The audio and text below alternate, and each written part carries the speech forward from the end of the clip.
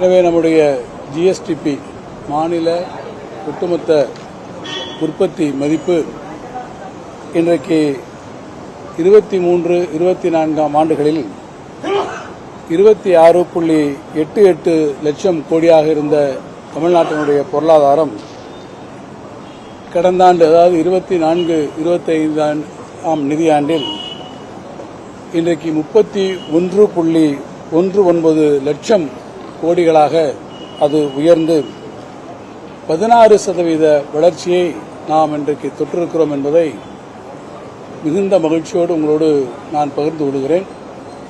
நம்முடைய reserve bank of இந்தியாவுடைய தரவுகளின் வாயிலாக இத்தகைய உயர் வளர்ச்சி விகிதம் என்பது கடந்த 3 ஆண்டுகளாகவே அது தொடர்ந்து இருக்கிறது. 2021-22 ஆண்டிலே நாம் பொறுப்பேற்ற காலத்திலே 15.91%, அதேபோல 22-23 ஆண்டுகளிலே 14.47%, அதேபோல 23-24 ஆண்டுகளிலே 13.34% தொடர்ச்சியாக நம்முடைய மாண்புமிகு முதலமைச்சர் அவர்கள் ஆட்சி பொறுப்பேற்றதற்கு பிறகு இந்த வளர்ச்சி விகிதம் ஏற்பட்டு இன்றைக்கு அது 16% தொற்றிருப்பது மிகப்பெரிய ஒரு வளர்ச்சியும் திராவிட மாடல் ஆட்சியினுடைய வெற்றிக்கு இது மற்றும் ஒரு எடுத்துக்காட்டாக இன்றைக்கு இது விளங்கியிருக்கிறது. அதிலும் குறிப்பாக இந்த வளர்ச்சியிலே உற்பத்தித்துறை மிகப்பெரிய ஒரு பங்களிப்பினை செய்திருக்கிறது. இந்த 4 ஆண்டுகளிலே நீங்கள் பார்ப்பீர்கள் என்று சொன்னால் தமிழ்நாட்டினுடைய இந்த பொருளாதாரம் ஜிஎஸ்டிபியினுடைய வளர்ச்சி என்பது இந்த உற்பத்தித்துறையை பொறுத்தமட்டிலே 1.46 லட்சம் கோடியாக இருந்தது 2 மடங்காக இன்றைக்கு அது பெருகி இருக்கிறது. அதேபோல மகாராஷ்டிராவில் நீங்கள் ஒப்பிட்டு நோக்குவீர்கள் என்று சொன்னால் அது ஒரு வளர்ச்சியடைந்த உற்பத்தித்துறை மாநிலமாக இருக்கக்கூடியதில் அது 0.71 லட்சம் கோடியாக இருக்கக்கூடிய இந்த மகாராஷ்டிரத்தை விட தமிழ்நாடு உற்பத்தித்துறையிலே மிகப்பெரிய ஒரு முன்னேற்றத்தை இன்றைக்கு கண்டிருக்கிறது என்பதை நான் இங்கே தெரிவிக்க விரும்புகிறேன். அதற்கு காரணம் தமிழ்நாட்டிலே இன்றைக்கு பார்ப்பீர்கள் என்று சொன்னால் ஏறத்தாழ 40,000க்கும் மேற்பட்டிருக்கக்கூடிய தொழிற்சாலைகள் இருக்கிறது. அவற்றிலே ஏறத்தாழ 27.7 லட்சம் பேர் அங்கே வேலைவாய்க்கக்கூடிய நிலைமைகள் வந்திருக்கிறது. இந்த பொருளாதார வளர்ச்சியில் குறிப்பாக கட்டுமானத்துறை கன்ஸ்ட்ரக்ஷன் செக்டார் என்பதும் இந்த வளர்ச்சிக்கு மிகுந்த அளவிலே உதவி செய்யக்கூடிய வகையில் 23-24 ஆண்டுகளிலே 15.93%, அதேபோல 24-25 ஆண்டுகளிலே 11% என்று அதற்கான பங்களிப்பை தந்திருக்கிறது.